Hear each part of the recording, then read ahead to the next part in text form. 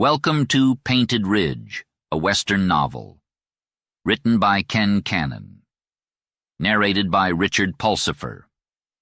Copyright 2023 by BrooksAudiobooks.com and Shadowplay Communications, LLC. All rights reserved. No portion of this book may be reproduced in any form without written permission from the publisher or author. Visit BrooksAudiobooks.com for updates on the availability of new books and a special free offer. Chapter 1. Williams brought his tired horse to a halt and surveyed his surroundings with slowly realizing eyes.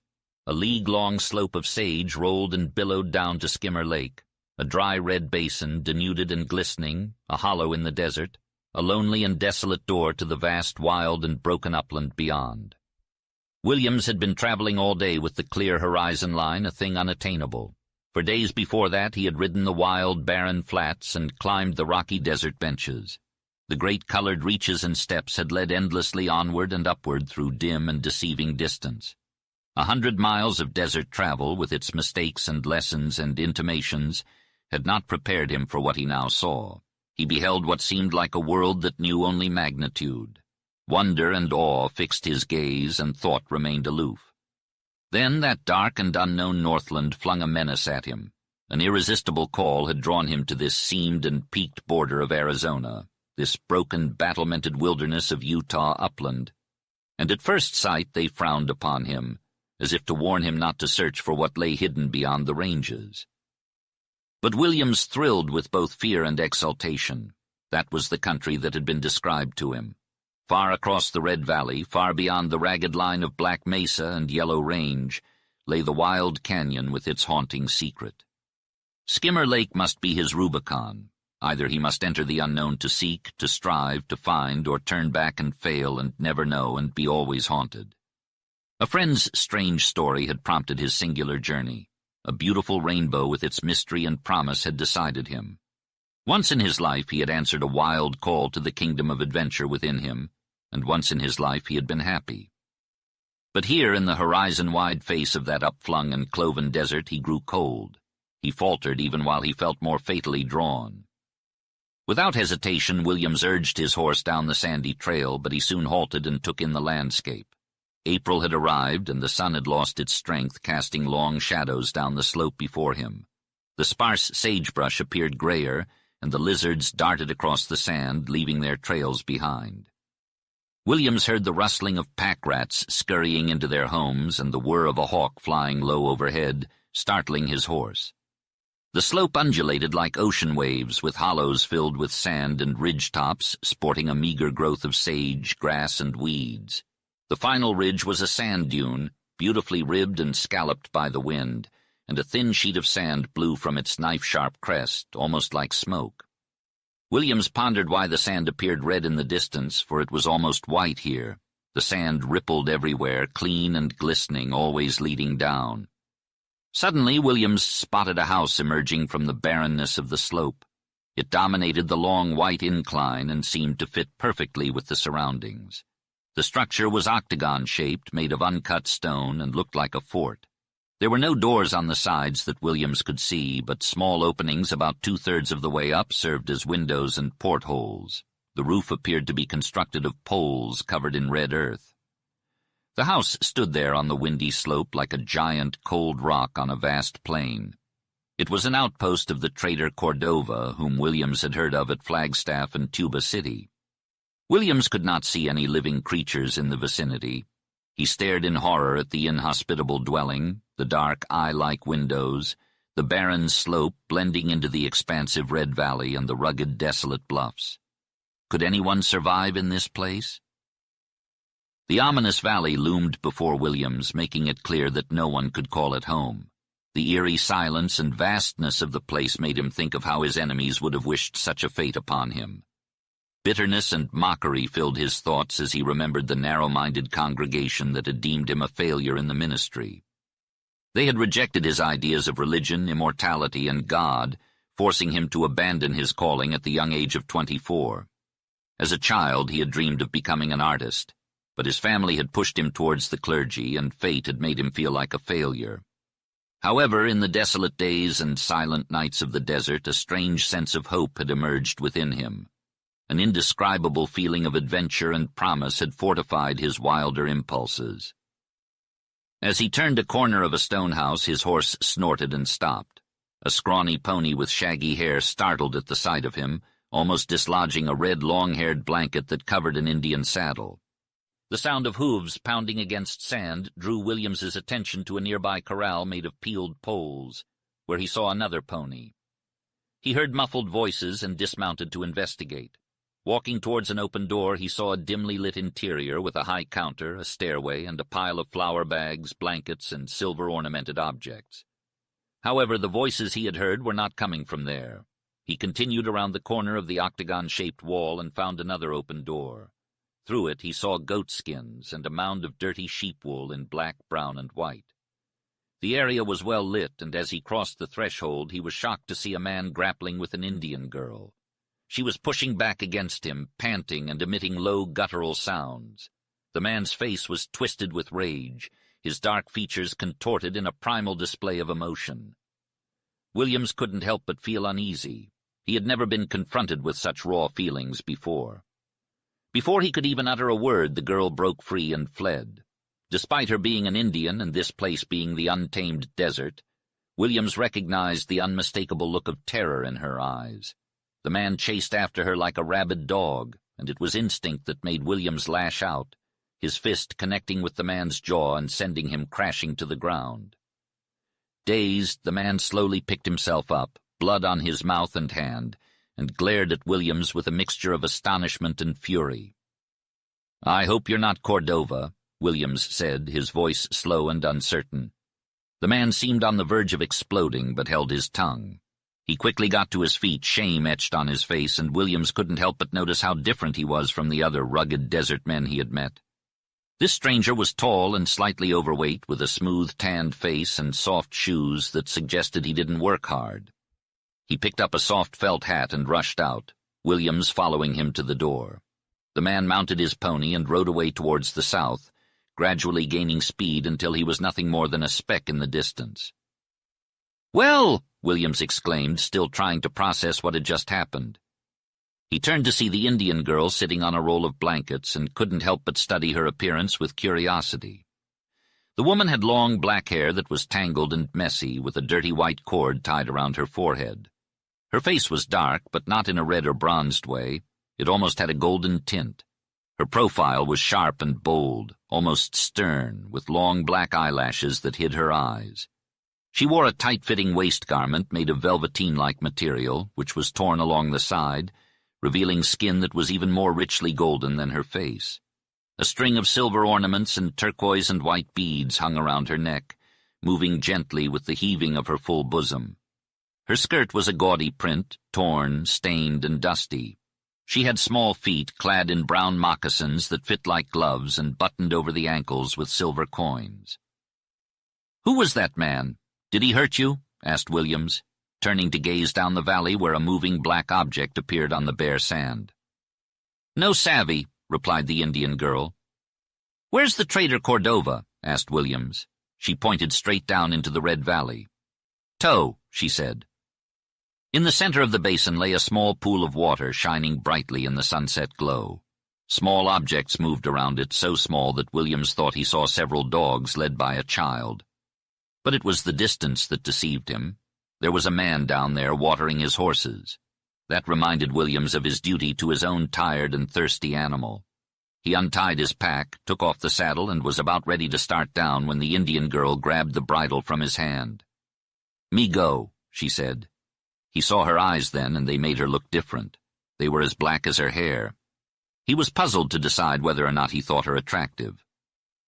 "Thanks, but I'll go," he replied, taking the bridle again and starting down the slope.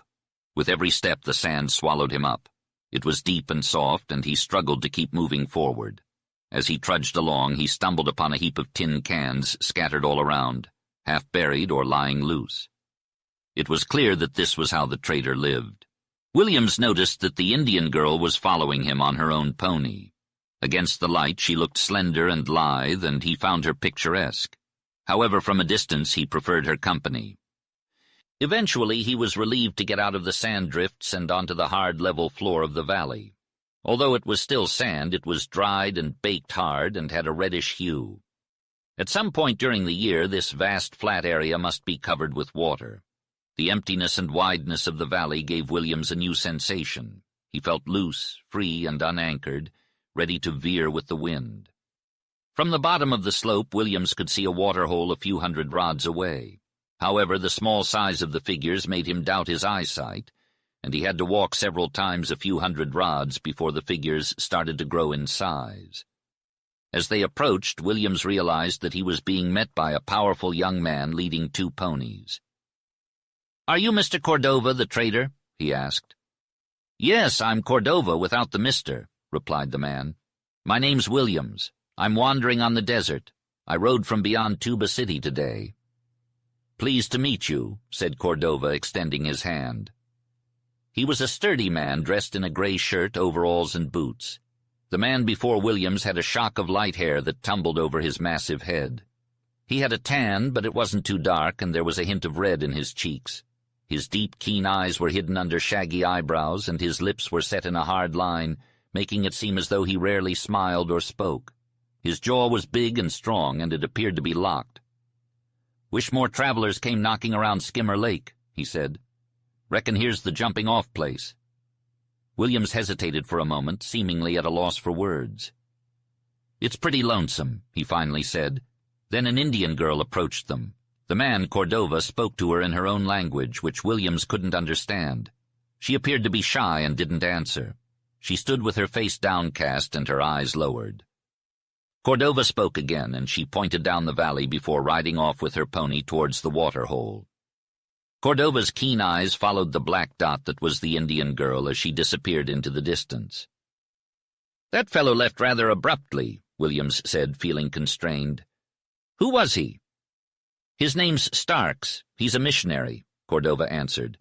"He rode in today with this Navajo girl. He was taking her to Blue Canyon, where he lives and teaches the Indians. I've only met him a few times. You see, not many white men ride in here. He's the first white man I've seen in 6 months, and you're the second. Both on the same day. Skimmer Lake's getting popular. It's queer, though, his leaving. He expected to stay all night. There's no other place to stay. Blue Canyon is 50 miles away." "I'm sorry to say no, I'm not sorry either, but I must tell you I was the cause of Mr. Stark's leaving," Williams said. "How so?" Cordova asked. Williams then related the incident that had occurred after his arrival. "Perhaps my action was hasty," he concluded apologetically. "I didn't think. Indeed, I'm surprised at myself." Cordova made no comment, and his face was as hard to read as one of the distant bluffs. "But what did the man mean?" Williams asked, feeling a little heated. "I'm a stranger out here. I may not know much about controlling Indians, but I'm not stupid. Even if Starks didn't have any ill intentions, he was still harsh." "He was teaching her religion," Cordova stated. His voice had a hint of mockery, but his face remained expressionless. Williams felt relieved and validated by Cordova's words, although he wasn't sure why. He suddenly felt a wave of disgust and astonishment. "I used to be a minister," he told Cordova. "What you're suggesting is impossible. I can't believe it." "I'm not suggesting anything," Cordova replied bluntly. It was clear that he was an honest man, but also very tight-lipped. "So you're a preacher, Williams. Did you come here to try and convert the Indians?" "No," Williams corrected him. "I used to be a minister. Now I'm just a wanderer." "I see. Well, the desert isn't exactly the most hospitable place for missionaries, but it's great for wanderers. Go water your horse and bring him to the corral. You'll find some hay for him. I'll get some food ready." Williams took his horse to the pool. The water looked thick, green, and murky with a line of salt around the edge. The thirsty horse eagerly dipped his head in, but didn't seem to like the taste. He refused to drink many times, but eventually gave in, although he didn't drink his fill.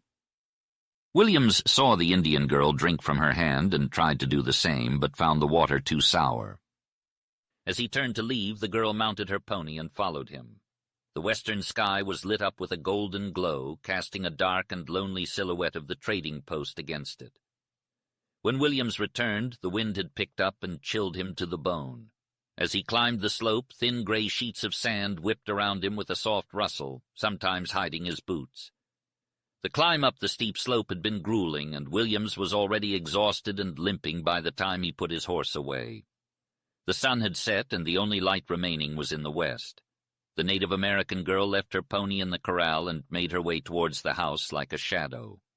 Williams struggled to find the foot of the stairway, but eventually made his way up to a large loft illuminated by 2 lamps. Cordova was there, kneading biscuit dough in a pan. "Make yourself at home," he said. The loft was shaped like a half-octagon, with a door and windows facing the valley. The inside was a stark contrast to the outside, with Indian blankets on the floor, 2 beds, a desk and table, chairs and a couch, a gun rack filled with rifles, and various Indian items hung on the walls.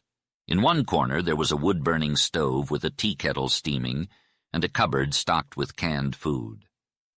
Williams leaned in the doorway and looked out, watching the Indian girl sitting silently on a roll of blankets.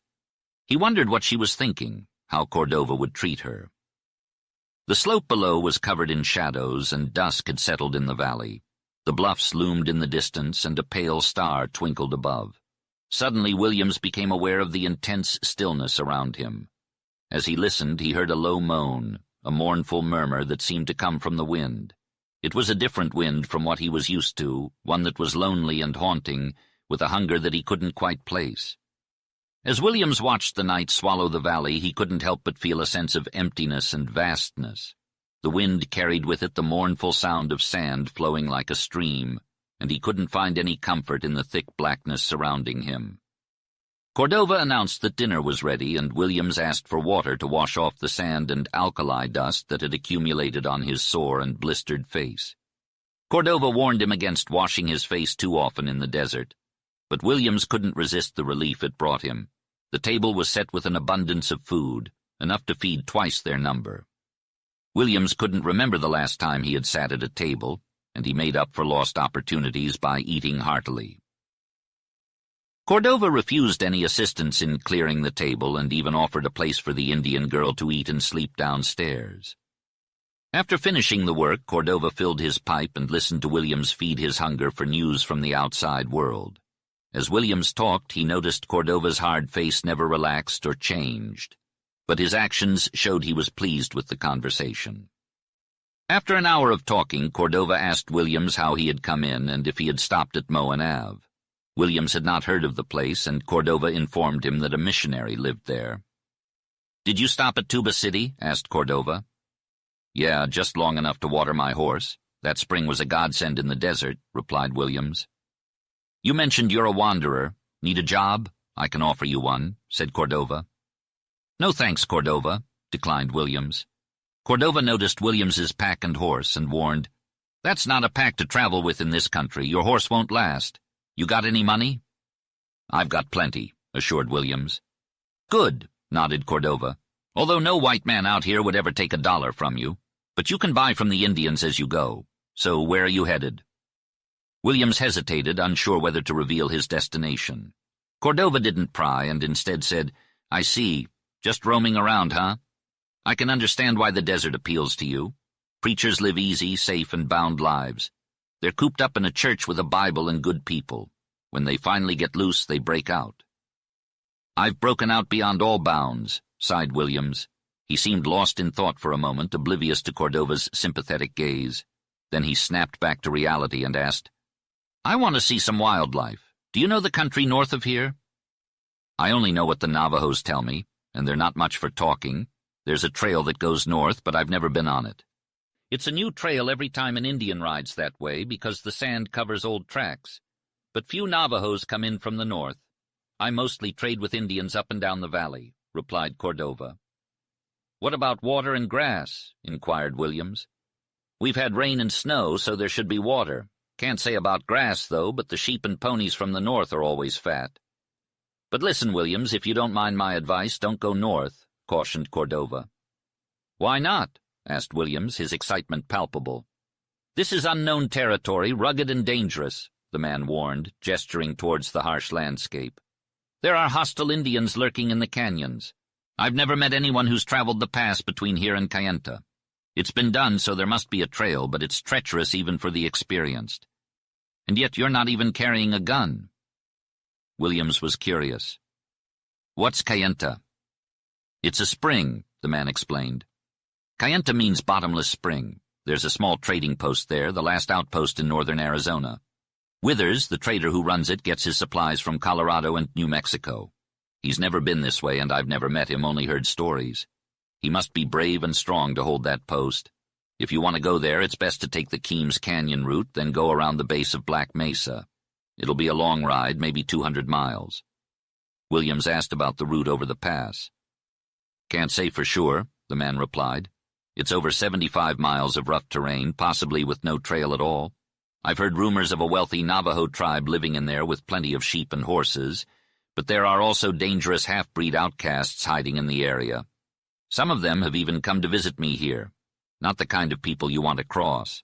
Plus, you'll be close to the Utah border, and the Mormons over there are currently at odds with the government. Williams was intrigued by this information, but the man didn't elaborate further. The conversation turned to the Indian girl, and Williams learned that she lived somewhere up the valley. Cordova, the man, admitted that he was relatively new to the area and hadn't seen her until Starks brought her to Skimmer Lake. As Williams sat in the Skimmer Lake house with Cordova, he couldn't help but wonder why the trader didn't seem jaded by his lonely 6 months in the desert. Perhaps the desert held secrets that were not easily revealed. This house was just a small branch of Cordova's main trading post in Willow Springs, which was located 50 miles away on the mesa. "I'll be closing up here soon for a bit," Cordova announced, his face softening. "It won't be so lonely over at Willow Springs. I'm getting married soon." Williams was genuinely happy for the lonely trader. A wife would bring much-needed company and joy to his life. Cordova's admission, however, seemed to distance him from the present moment. He sat in a cloud of smoke, lost in his dreams. Williams respected his host's need for solitude and was grateful for the silence, but the silence also allowed Williams's past to haunt him. He had come to the desert to forget, to heal his wounded soul. However, the sound of the wind outside brought back memories that he wanted to forget. The wind was heavy with sand, and he could hear it sweep and moan against the walls of the house. It was a stark reminder of his reality. He was in the middle of the desert, in a lonely house, seeking an adventure that was not just a figment of his imagination. Williams knew he had to keep moving forward to find what he was looking for. He was determined to face his inner demons and find peace in this unforgiving wilderness. Somewhere up north in the rugged terrain there was a hidden valley secluded from the rest of the world. The question lingered in his mind. Would those runaway fugitives be there? Their story had left him awestruck. Could it be possible that after 12 long years she was still alive and had grown up into a beautiful woman in the seclusion of a picturesque canyon? It seemed unbelievable, but he knew that life could be strange and tragic. He could hear her voice echoing in the gusty winds, calling out to him, haunting him. He knew it was improbable for her to exist, but the hope that drove him was persistent and intangible. He believed he was a man tormented by his soul, unworthy of serving the people who had banished him due to his doubt of God. The mighty and perilous task of rescuing this imprisoned girl like a labor of Hercules might be his way out of his predicament. She could be his salvation. Who knew? As a boy and as a grown man, he had always gone in search of the treasure lying at the end of the rainbow. Chapter 2. The following day, the Indian girl had vanished, leaving behind tracks of her pony leading towards the north. Williams immediately pondered whether he could catch up with her on the trail. This realization made him aware of how subconsciously he had decided to continue on his journey. Cordova did not make any further attempts to dissuade Williams from his mission. Instead, he urged him to replenish his supplies and take some weapons along. After some persuasion, Williams agreed to take a revolver. The trader said his goodbyes and watched from the doorway as Williams led his horse towards the water hole. Perhaps the trader believed that he was witnessing the departure of a man who would never return. He remained at the post's entrance while Williams halted at the pool. The valley's level floor was covered with thin patches of snow that had fallen during the night. The air was chilly, but it invigorated Williams while it pricked him. The horse took a long time to drink from the pool and seemed uninterested. Williams reluctantly left the trading post and rode away from the water. As he went further, he saw a large flock of sheep approaching. The sheep were tightly packed together and moving in a rhythmic manner. Williams was surprised since he didn't see any Indians around. He soon realized that the flock was being led by two wild-looking shepherd dogs, one in the front and the other in the rear. The flock was a mix of black, white, and brown sheep and covered an entire acre of ground. As they passed by, Williams stopped to watch the procession and listened to the little pattering roar the sheep made on the hard sand. The dogs were taking them to a water source nearby. Williams moved on and saw a group of wild ponies on the other side of the basin. As they noticed him, they stopped and watched him carefully. Williams watched them back, fascinated by their long manes and tails. There was no Indian with them either. Suddenly the leader, who seemed to be a stallion, trotted behind the rest of the group and drove them forward to lead them to the water source. Williams was thrilled by these new experiences and realized how much he still had to learn about life in the wilderness. With a lighter heart, he continued on his journey through the gateway between the yellow bluffs and the black mesa. As he rode away from the trading post, Williams couldn't help but feel a sense of loneliness. The barren slope seemed to stretch on forever, and the bleakness of the landscape was only amplified by the passing bluffs. Despite his lack of experience with physical fear, Williams gritted his teeth and prepared himself for whatever lay ahead. Williams had always lived a sheltered life, focused on his family, congregation, and friends. His world was one of quiet religious habits, and he had never really had a chance to explore the depths of his own soul. But now, as he rode through the wilds of the West, he felt a stirring within him. The tracks of the Indian girl's pony were clear in the sand, and Williams followed them eagerly. As he climbed a ridge, Williams was struck by the sight of two great yellow buttes rising before him like elephant legs. He rode between them, marveling at their height, and found himself in a slowly ascending valley. The valley was walled on one side by a black mesa and on the other by low bluffs, and a dark green growth of greasewood covered the ground for miles.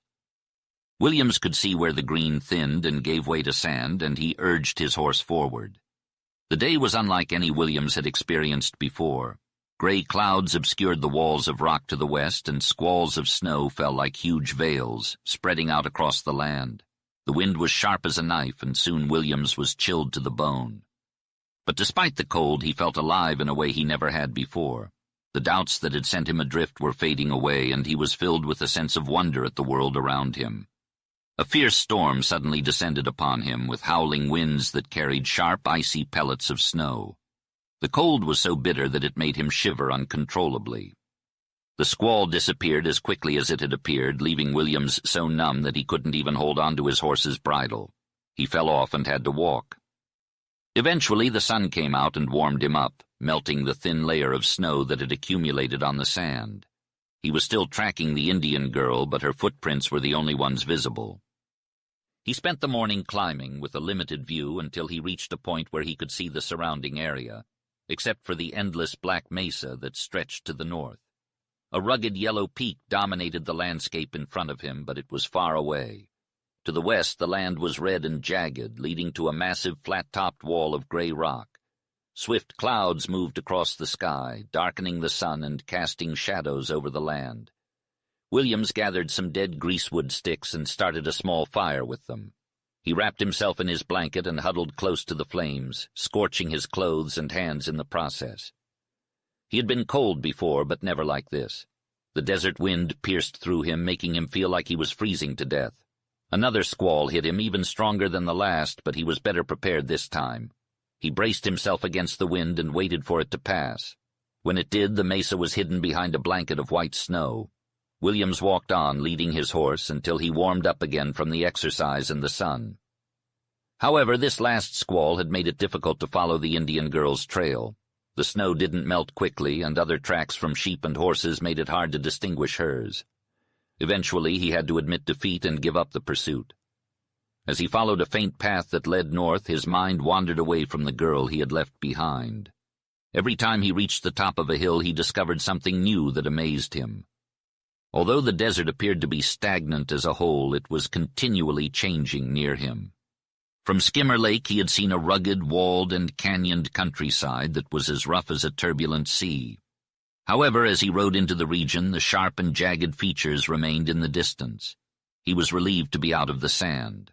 Long, slim plains, covered in gray grass and dotted with clusters of greasewood, were bordered by low, bare ridges of yellow rock that stretched out before him, leading to the yellow peak that seemed to be unattainable. Williams had vivid images in his head of stone walls, wild valleys, and domed buttes, all of which had been depicted in colorful and vivid words by his friend Solomon. He was sure he would recognize the unique and striking landmarks that Solomon had described, but he was confident that he had not yet encountered any of them. This was his second day of travel, and he had grown increasingly vulnerable to the influence of the horizon and various prominent points. He attributed a gradual shift in his emotions to the loneliness and the growing wilderness. Between Tuba City and Flagstaff, he had met Native Americans and an occasional prospector and teamster. However, here he was alone, and although he felt a strange sense of joy, he could not avoid noticing the difference. He continued riding during the gray, gloomy, and chilly day, and as evening approached, the clouds parted in the west, and the setting sun shone through the rift, transforming the desert into shades of red and gold. Williams's natural but dulled appreciation of the beauty in nature was rekindled, and the moment of its revival was both poignant and sweet. It was too late for the artist's work, but not too late for his soul. He needed a place to make camp, and he found it near a low area of rock that stood like an island amidst a vast sea of grass. There was an abundance of dead greasewood for a campfire, and after scouring the rock he found little pools of melted snow in the depressions. He removed the saddle and pack, watered his horse, and tethered him on the grass. Then he set about building a fire and preparing a meal, but night soon descended upon him. In the lee of the rock he was well sheltered from the wind, but the air was bitterly cold. He gathered all the dead greasewood in the vicinity, replenished the fire, and rolled in his blanket with his back to the blaze. The loneliness and the coyotes did not bother him this night. He was too exhausted and cold. He fell asleep almost instantly and did not wake until the fire died out. He rebuilt the fire and went back to sleep. Every half hour throughout the night he repeated this task and was relieved when the dawn finally broke. The day began with misfortune. His horse was gone, stolen, or it had wandered out of sight, or perhaps it had broken free from the hobbles and run off. From a high stone ridge, Williams searched the grassy flats and slopes, but to no avail. He tried to track the horse, but it was a fruitless endeavor. He had expected disasters, and this was the first one. The setback didn't discourage him, though. He tied most of his pack in his blanket, slung the canteen over his shoulder, and set off. He was certain of one thing. He was a much better traveler on foot than on horseback. Walking didn't allow him to study the surrounding country, but when he reached a bench, he scanned the different landmarks that had become familiar over time. After hours of steady walking, Williams finally reached the yellow peak that he had been striving towards. As he looked around, he noticed many sheep trails and horse tracks in the area. At one point, he thought he saw an Indian watching him from a ridge-top. The day was warm and bright, with clear air that made distant objects appear closer than they were. The ascent up the mountain was gradual, with narrow flats connected by steps. The grass grew thicker and longer as he climbed. At noon, Williams stopped under the first cedar tree, a lonely and dwarfed shrub that looked like it had a difficult life. From this point, the rise of ground was more noticeable, and straggling cedars led the way to a purple slope that merged into the green of pinyon and pine. Williams wondered if the purple he saw was the sage that Solomon had spoken so highly of, or if it was just a trick of distance. The thought of Solomon's strange, shy, and lovely woman he had won out here in this purple sage country gave Williams a thrill. He calculated that he had ridden 30 miles the day before and had already traveled 10 miles today, which meant he could hope to reach the pass before nightfall. With too much energy and enthusiasm to feel tired, Williams resumed his journey. He soon discovered that the straggling cedars and the slope beyond were much closer than he had initially thought. When he finally reached the sage, it was gray instead of purple. However, it always appeared purple a little way ahead, and if he half shut his eyes, it was purple near at hand. Williams was surprised to find that he couldn't breathe freely, and soon discovered that the sweet, pungent, penetrating fragrance of sage and cedar had this strange effect on him. The forest was dry and stinky, with sage crowding every gap between the cedar clusters. The pinyons were perched higher on the mesa, while the pines stood even taller. Williams seemed to lose his way, with no trails in sight. The black mesa on his right and the stone wall on his left were both hidden from view. He pressed on, either with remarkable confidence or reckless impulse. He had no idea how long or short the slope was. Once he reached the top, he was surprised to see that it broke off sharply, with a steep descent on the other side. Through the trees he caught a glimpse of the black mesa again, now towering like a mountain. He also spotted a narrow valley with a red wall running parallel to the mesa. He couldn't resist hurrying down to get a better look. The view was magnificent, but he struggled to believe it was real. The valley was about half a mile wide, stretching several miles long in a curve between the cedar-sloped mesa and the looming red wall. There wasn't a single bird or animal in sight. Williams found a well-defined trail, but it didn't seem to have been used recently. He passed a low mud-and-peeled log structure with a dark opening that looked like a door. He soon realized that the valley was longer than he had originally thought. Despite the weight of his pack, he walked quickly and steadily. He was spurred on by his increasing fascination with what lay beyond the mesa's jutting corner. Finally, he turned the corner, only to be let down by the sight of another cedar slope. As he walked forward, the man caught a glimpse of a single black rock rising in the distance. However, as he continued on, the view became restricted, and he lost the sense of the gradual uplift of rock and the increase in scale.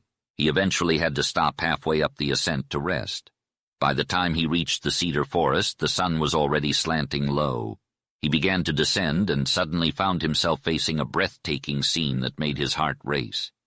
The man saw towering crags and cathedral spires with a stunning cannon winding between huge, beetling red walls. The sound of flowing water could be heard in the distance.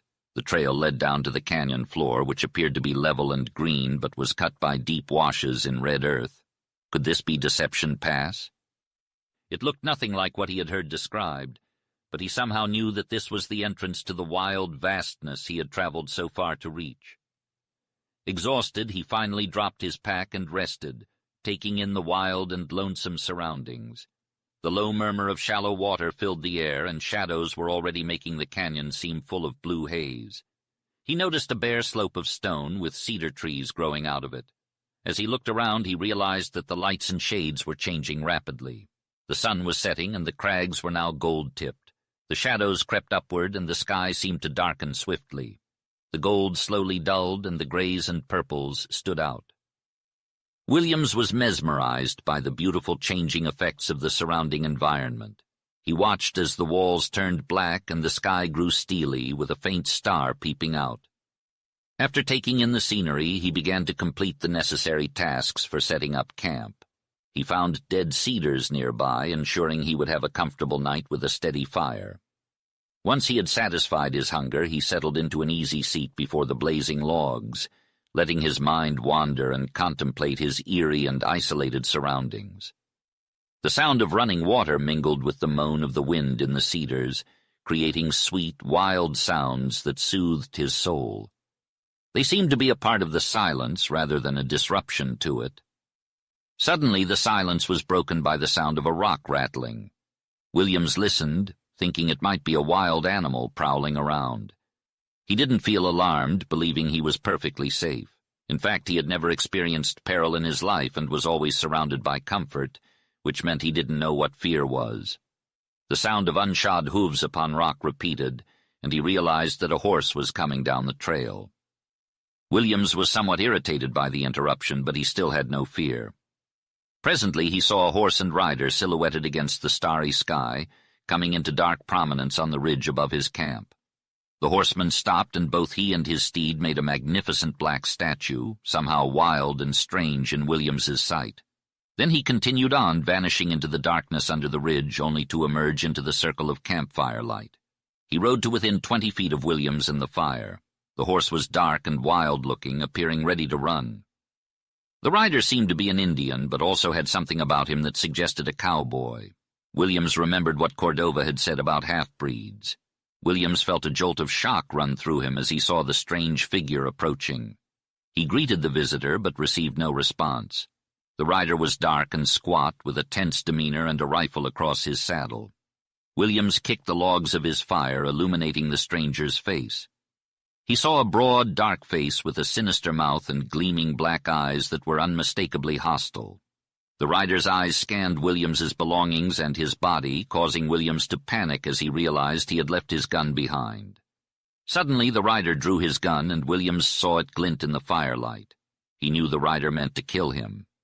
Williams was filled with terror and collapsed back into his seat, covered in cold sweat. He had always claimed to not be afraid of death, but now he realized the hollowness of his words. He questioned what he had truly learned about life and death, and whether this savage rider would send him into the unknown. Williams realized the limitations of his own brain and soul in the face of the raw and dangerous wilderness of the desert.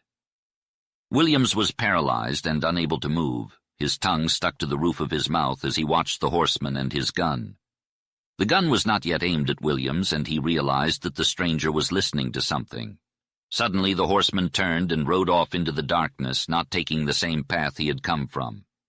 Williams heard the sound of more horses and riders coming down into the cannon, and he knew that they were the reason he was saved.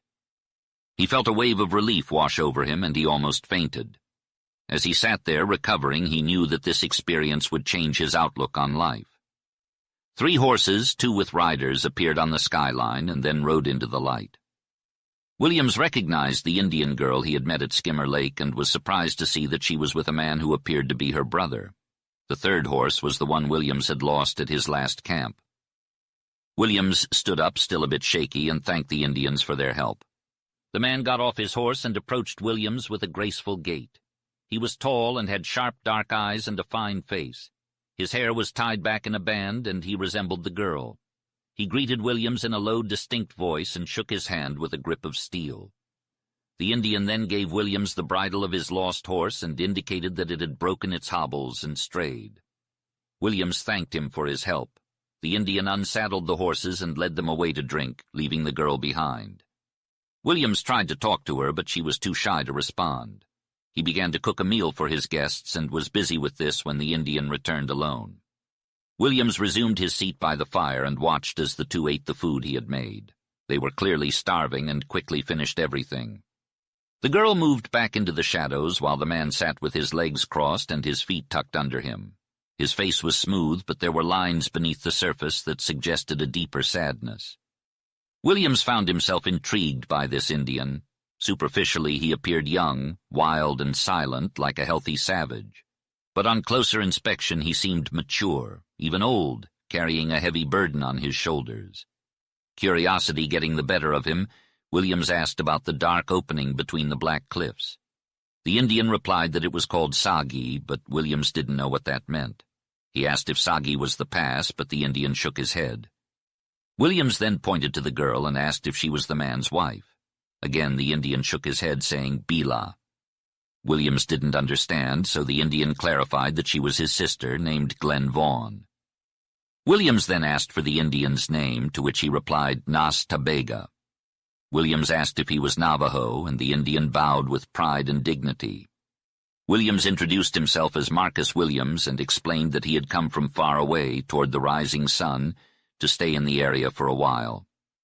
Nas Tabega's dark eyes remained fixed on Williams throughout their conversation. As he gazed into the Indian's eyes, Williams couldn't recall ever feeling such a penetrating gaze. However, the Indian's face and eyes revealed nothing of his thoughts.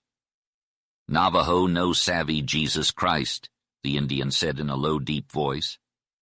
Williams was both amazed and pained that the Indian had mistaken him for a missionary. "No, me no missionary," Williams cried out, flinging up a hand in passionate denial. A sudden flash shot from the Indian's dark eyes, striking Williams even as the past came rushing back to him. "Trade buy wool blanket?" Nas Tabega asked. "No," Williams replied. "Me want ride walk far, me sick." Nas Tabega placed a finger on his lungs. "No," Williams said. "Me strong. Sick here," he added, indicating his heart with hand gestures. Although Williams couldn't pinpoint what had given him the impression, he sensed that the Indian was intelligently comprehending him. Nas Tabega got up and disappeared into the shadows. Williams heard him working around the dead cedar tree, probably gathering firewood. Then he heard a splintering crash, followed by a crunching, bumping sound. To Williams's amazement, Nas Tabega reappeared, dragging the whole cedar tree, trunk first, into the lighted circle. Williams would have doubted two men's ability to drag that tree, Yet here came Nas Ta Bega, managing it with ease. He placed the trunk on the fire, broke off small branches, and arranged them advantageously over the red coals to kindle a blaze. Nas Ta Bega then placed his saddle, which he intended to use as a pillow, and spread a goatskin on the ground. He lay down on it, his back to the fire, and pulled a long-haired saddle blanket over his shoulders, relaxing and becoming motionless. Glen Vaughn, Williams's sister, had settled in for the night as well, but stayed further from the fire and had a larger blanket to keep her warm. Williams couldn't help but notice how quickly they both fell asleep. He, on the other hand, was exhausted, but couldn't seem to shut his mind off. There was something about the company of these Indians that he had never experienced before. He still felt the effects of the fear that had paralyzed him earlier, but Nas Ta Bega's arrival had scared away whatever danger lurked in the darkness. Williams was convinced that the Indian had saved his life, and his gratitude was overwhelming. It made him realize how much he truly valued his life when faced with the possibility of death. As he sat by the fire, Williams felt a sense of peace wash over him. The exhaustion he felt in his bones was a small price to pay for the joy of rest. He had experienced thirst and hunger like never before, and the simple pleasures of water and food were not lost on him. It had been the longest and hardest day of his life, and yet there was a strange sense of contentment that came with it. He had befriended an Indian girl, and now her brother had repaid the favor. The exchange of kindness felt sweet to Williams, and it opened up new avenues of thought that he had never considered before. He had spent years thinking he was helping people, but he never actually did anything.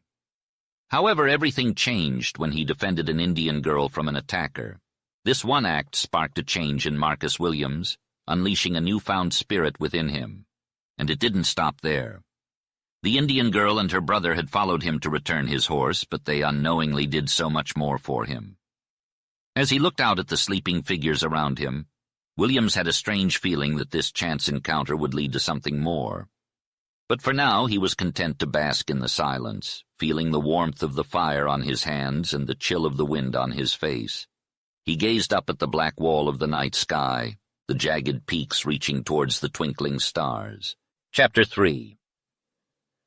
The sound of horses' hooves woke Williams from his slumber. The sight of a towering crag, glowing red in the morning light, caught his eye. It looked like a gigantic red spear piercing through the clear blue sky.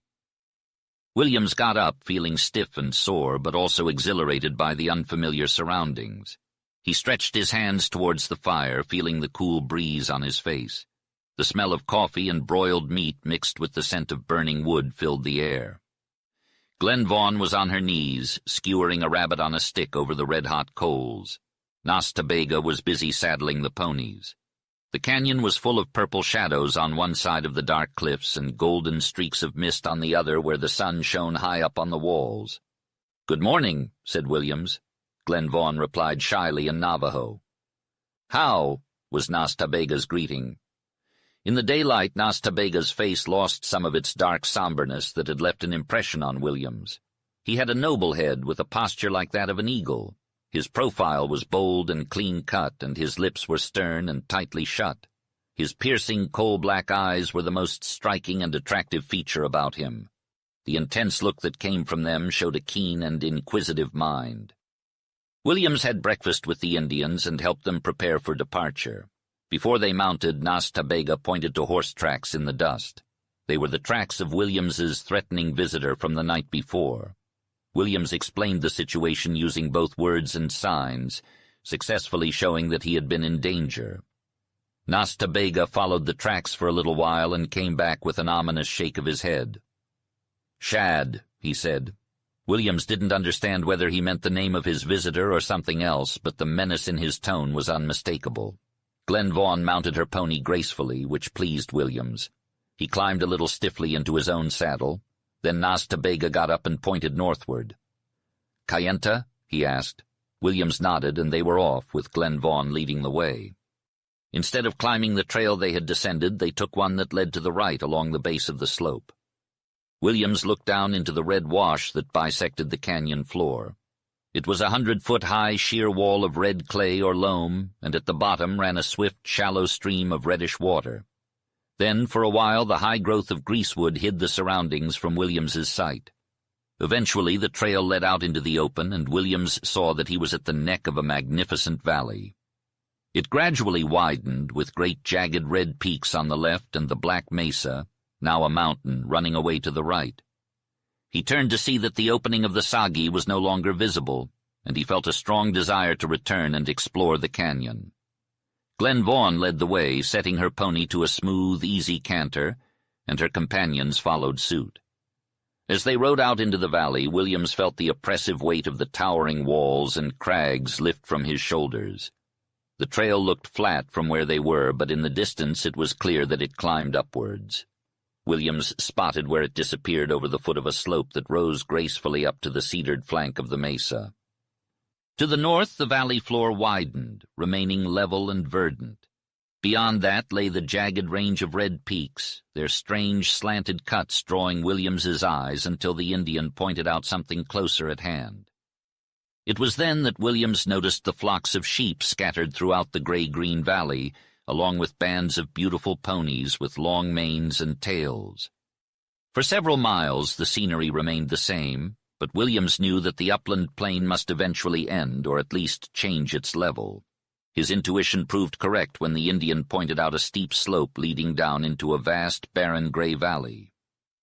"Kayenta," Nas Ta Bega said. At first all Williams could see was the unchanging gray of the valley stretching far out to the strange, grotesque yellow cliffs. But then, close to the foot of the slope, he spotted two squat stone houses with red roofs, along with a corral and a shining pool of water. The trail leading down was sandy and steep, but not overly long. Williams took in the crude stone buildings with their earthen roofs, piles of wool, Indians lounging about, tents, wagons, horses, burros, and dogs, along with scattered saddles, blankets, guns, and packs, all in one sweeping glance. That was when a white man emerged from one of the buildings, waving a hand and shouting a greeting. He was covered in a layer of dust, wool, and flour, and had a strong, weather-beaten physique that made him seem more youthful in his movements than in his face. A gun hung from his hip, and a row of brass-tipped cartridges were visible in his belt. Williams peered into the man's face, thinking he recognized him, but realized the similarity was only due to the desert's bronzed skin, hard lines, and rugged features. The man's gray eyes were piercing as they looked right through him. "Glad to see you. Get down and come in. Just heard from an Indian that you were coming. I'm the trader Withers," he said to Williams, his voice welcoming as he gripped Williams's hand, making it ache. Williams introduced himself and expressed his gratitude for arriving at Kayenta. "Hello, Nas Ta Bega!" exclaimed Withers, surprised by the presence of the Navajo. "Did this Indian bring you in?" Withers shook hands with Nas Ta Bega as Williams briefly recounted his debt to him. Withers then spoke to Nas Ta Bega in their native tongue, eliciting a response of "Shad." Withers let out a dry laugh and tugged at his mustache. "Who's Shad?" asked Williams. "He's a half-breed Ute-Bad Indian outlaw murderer. He's in with a gang of outlaws who hide in the San Juan country. Reckon you're lucky. How'd you come to be there in the Sagi alone?" Williams replied, "I traveled from Skimmer Lake. Cordova, the trader there, advised against it, but I came anyway." "Well," Withers's kind gray eyes looked at Williams, expressing both sympathy and the foolhardiness of his actions. "Come into the house. Never mind the horse. My wife will sure be glad to see you." Withers led Williams into the second stone house, which was evidently their home after passing the trading store. The moment Williams entered the room, he was struck by its size and grandeur. The logs in the fireplace were smoldering, and blankets covered every inch of the floor. Indian baskets and silver ornaments adorned the room, with strange Indian designs painted on the whitewashed walls. Withers introduced Williams to his wife, a slight and comely woman with keen, earnest, dark eyes. Although she seemed serious and quiet, she made Williams feel at home immediately. Williams refused the room offered to him, stating that he preferred sleeping under the open sky. Withers laughed and said he understood. Williams, remembering Cordova's thirst for news about the outside world, shared all he could with the trader and his wife. They listened to him with rapt attention, as travelers always gained in remote places. Withers expressed his happiness that Williams had ridden in, and encouraged him to make himself at home.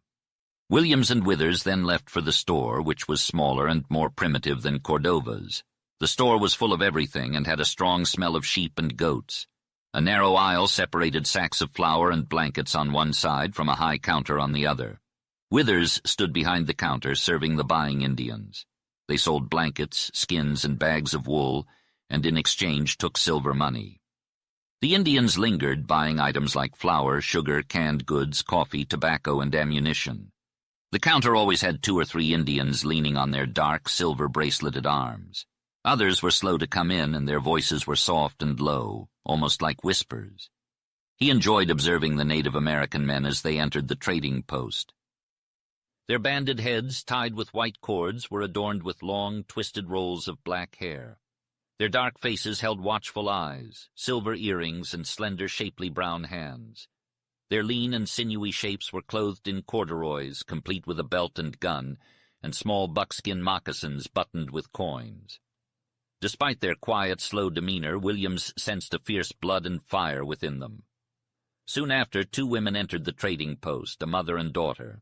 The mother was a huge, stout Indian woman with a pleasant, if not jolly, face. A blanket was tied under her chin, and on her broad back was a naked Indian baby, round and black of head, with bright, beady eyes. When the baby caught sight of Williams, he dove into the folds of the blanket in fear. However, curiosity got the better of him, and soon Williams caught a pair of wondering dark eyes peeping at him. Withers, the trader, explained to Williams that the Navajos were careful and cautious spenders, which was why they were so rich. He introduced Williams to his helper, a stocky Mormon named Tobler, who was busy weighing sacks of wool brought in by the Indians. Nearby, an Indian was packing wool with his feet inside a large bag suspended from a framework of poles. Williams strolled outside to further explore the trading post and take in the sights and sounds of the desert. He was fascinated by the mustangs, or wild ponies, that the Navajos owned and cared for. As he chatted with Tobler, he couldn't help but admire the man's sun-blistered face and watery eyes, evidence of a life spent in the open desert. As far as Williams knew, Tobler was the first man of his kind he had ever met, and he could barely contain his excitement. Solomon had told him stories of a past generation of Mormons who were fanatical, ruthless, and unyielding, but Williams didn't expect to encounter Mormons of that sort. However, any man of that faith would have intrigued him. Additionally, Tobler seemed to bring him closer to the secret and untamed canyon he had traveled west to find. Williams was somewhat taken aback and disheartened when his polite and friendly gestures were rejected by Tobler. The man was cold, uncommunicative, and distant. There was something about him that made Williams feel unwelcomed. Eventually, Williams made his way to the corral, where he was met with shaggy mustangs who snorted and kicked at him. He had a fleeting thought that he never wanted to ride one of those wild beasts, but then he found himself contemplating the idea of riding one, any one of them. Williams was confused by his own desires. He was fighting his natural instinct to avoid obstacles, danger, and hardship. He followed the little stream that bordered the pool in the corral and realized it wasn't the spring that had made Kayenta famous. He then spotted a trough down below the trading post where burros were drinking. That's where he found the spring, a deep well of swirling water that was walled in by stones, and its overflow created a shallow stream that snaked away between borders of alkali, resembling a crust of salt. Williams tasted the water, and it had a bite to it, but it was still good. Williams had no trouble befriending the lazy, sleepy-eyed burros. They let him pull their long ears and rub their noses, but the mustangs were a different story. They had wild eyes, raised long ears, and looked vicious. Williams knew better than to approach them and left them alone. The trading post was bustling with activity, far more than Skimmer Lake. Williams spotted a dozen Indians lounging outside, and others were seen riding away. Large wagons indicated the transportation of wool bags out of the wilds, while supplies were brought in. A wide, well-built road led east, and another, not as clearly visible, trailed north. Indian paths veered off in all directions. Williams discovered that when he walked a mile or so across the valley to lose sight of the post, the feeling of wilderness and solitude returned to him. It was a remarkable country, holding something for him beyond the potential rescue of a captive girl from a wild canyon. That evening, after dinner, Withers and Williams sat alone before the roaring fire in the enormous fireplace. Withers placed his hand on Williams's and spoke with directness and force. "I've lived my life in the desert. I've met many men and have been a friend to most. You're not a prospector, trader, or missionary." "No," Williams replied.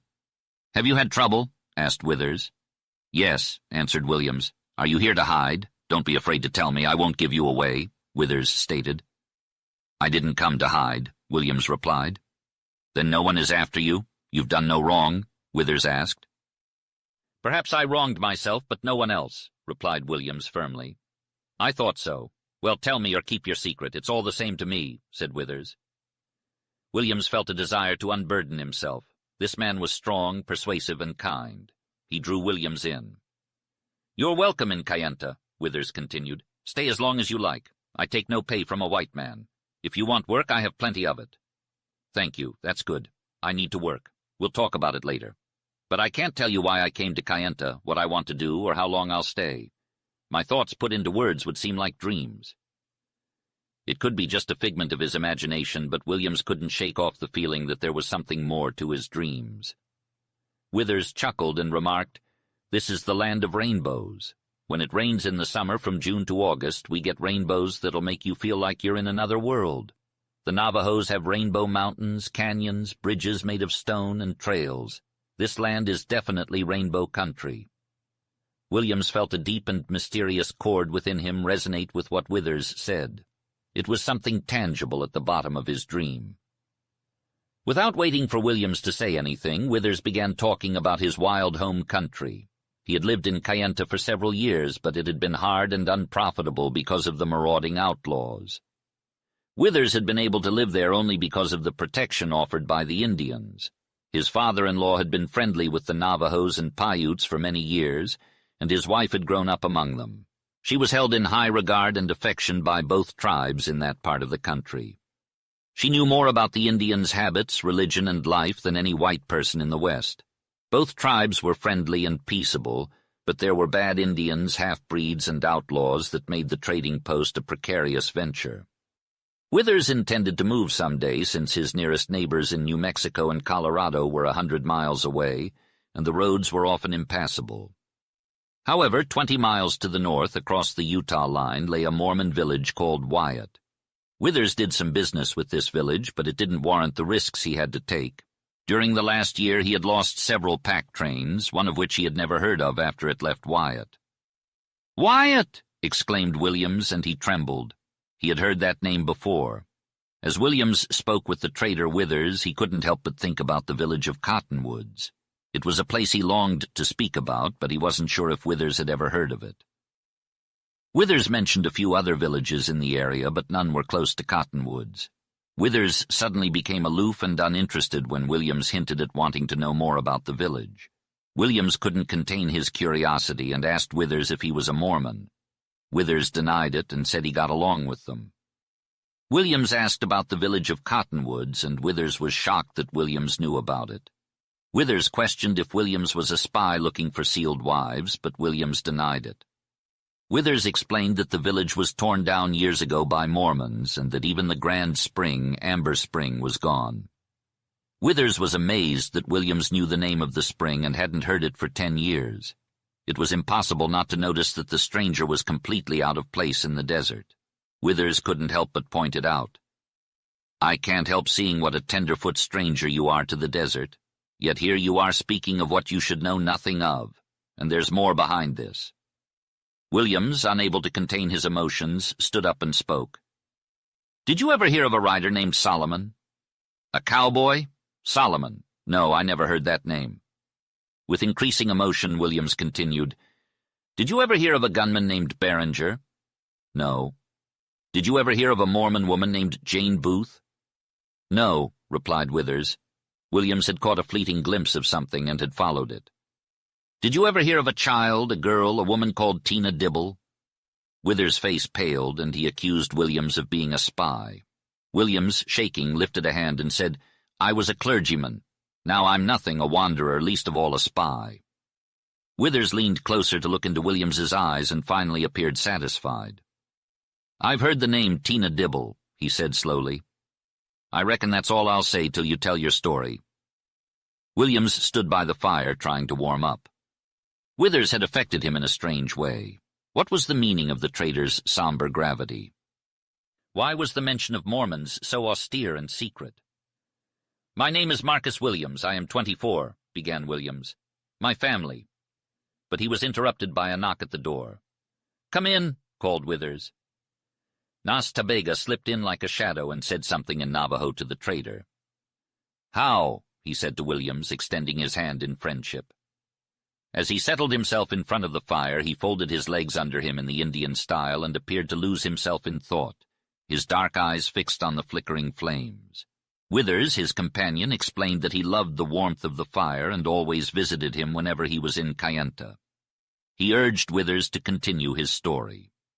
Williams began by describing his family as simple, prosperous, and deeply religious. When he was young, they relocated from the countryside to a town called Beaumont, Illinois, where Williams was eventually sent to study at the local college with the intention of becoming a minister. He didn't elaborate on this, however, and quickly moved on.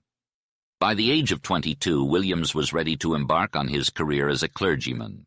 He preached in various locations for a year before obtaining a church in his hometown of Beaumont.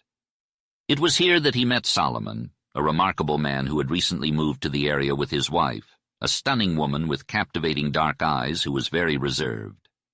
They were wealthy and loved each other deeply, and their greatest pleasure was riding their exceptional horses on long journeys. Mrs. Solomon was a sight to behold on a horse, and people would travel great distances to see her ride. Williams and Solomon became friends due to their shared love of horses. The Solomons attended Williams' church, and as they grew closer, he began to notice that they were both haunted by their pasts. Even in moments of happiness, they were sometimes melancholy, lost in thought or daydreaming. They seemed to be living in a different world, always listening for something that was not there. Despite this, Williams found them to be fascinating and grew to care for them deeply. Eventually, they welcomed a daughter named Jane into their lives. The arrival of a baby brought a new light to my friends. They were noticeably happier, and the dark cloud that once loomed over them seemed to dissipate. Solomon, one of my friends, had previously mentioned a westward journey that he and his wife planned to embark on. However, after the baby was born, he never spoke of his wife in relation to the trip again. I gathered that he felt a need to go on the journey to clear up a mystery or find something, but I wasn't entirely sure. It wasn't until about a year ago that he finally revealed to me the most peculiar, unbelievable, and tragic story I had ever heard. 15 years earlier, Solomon had worked as a rider for a wealthy Mormon woman named Jane Booth from the nearby village of Cottonwoods. Jane had adopted a beautiful non-Mormon child named Tina Dibble, which caused her fellow church members to disapprove. As Jane was a proud woman, a rift ensued, and Solomon and a gunman named Behringer became involved in the dispute. Eventually, Solomon fled to the canyon, where he stumbled upon a strange girl whom he later married. They lived in an idyllic hidden valley for quite some time, which was guarded by a massive balancing rock at the entrance. Meanwhile, Behringer, Jane Booth, and Tina Dibble were chased into the canyon. They eventually escaped to the same valley where Solomon and his wife lived. Behringer, in a fit of rage, rolled the balancing rock, causing it to crash down the narrow trail and seal off the entrance to the valley forever. I couldn't possibly recount the entire story now, but the tale was undoubtedly one of the most bizarre, outlandish, and heartbreaking stories I had ever heard. Chapter 4.